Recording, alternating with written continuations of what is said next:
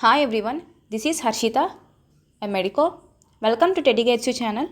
So today we are going to discuss a very important topic, that is RBC indexes. In these RBC indices, you will come to know MCV, MCH, MCHC and RDW. So these are very important to diagnose what kind of anemia that we are dealing with.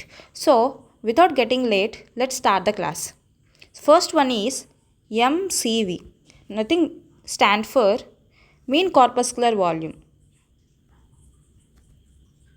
So everything lies in the heading itself. Mean corpuscular volume. Mean means average. So average of what? RBCs. So what is the characteristic? Size.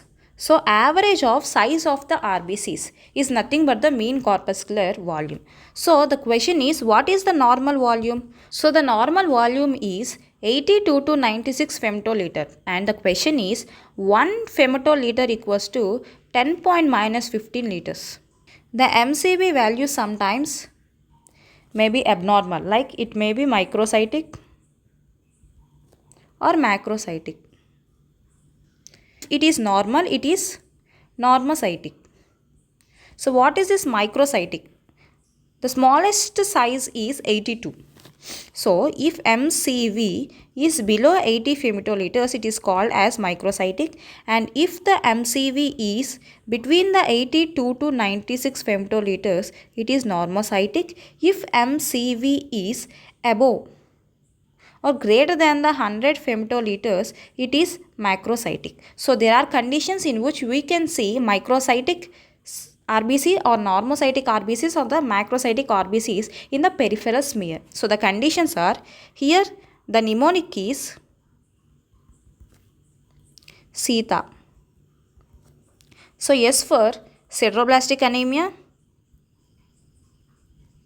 or lead poisoning. I for iron deficiency anemia. T for thalassemia beta major.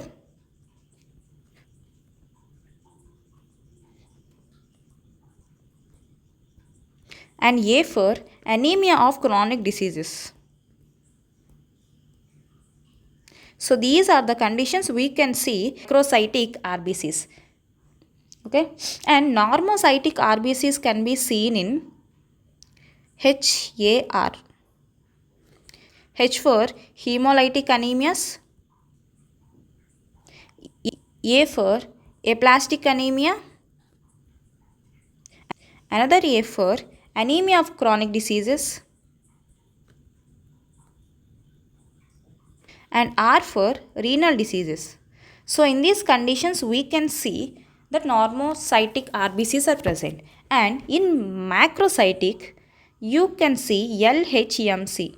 L for, in our body L always stands for liver diseases, and H stands for hypothyroidism,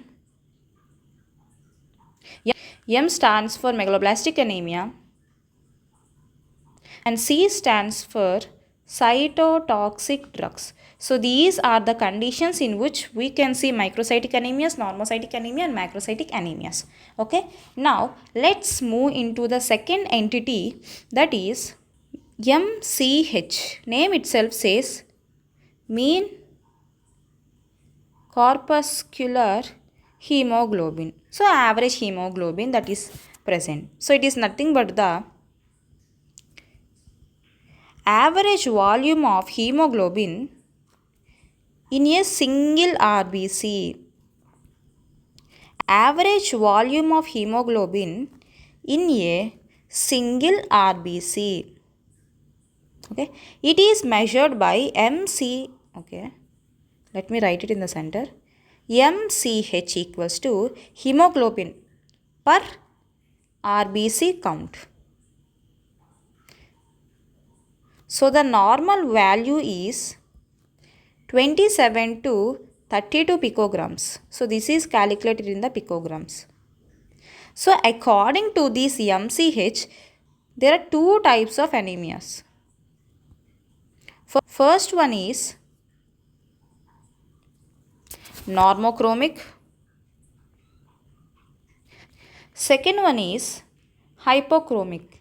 There is no hyperchromic anemia. Okay. So if MCH is equals to 27 to 32 picograms, it is normochromic. But in case if it decreases below the 27 picograms, then it is hypochromic. Why we are using chromic means here hemoglobin is getting involved. So hemoglobin is the one which gives color to the RBC. So we are using the term chromic here.